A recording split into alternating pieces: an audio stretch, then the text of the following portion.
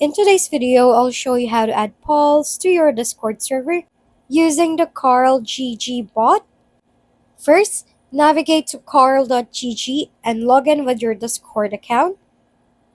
Select your server and grant access to the bot. Once added to your server, join a text channel and type this, followed by your question to create a yes or no poll.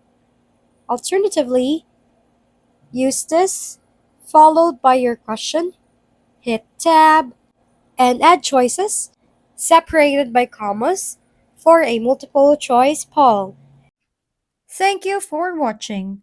We hope this video helped you figure things out.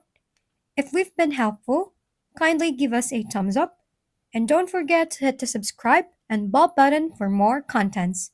For any questions and suggestions, comment down below.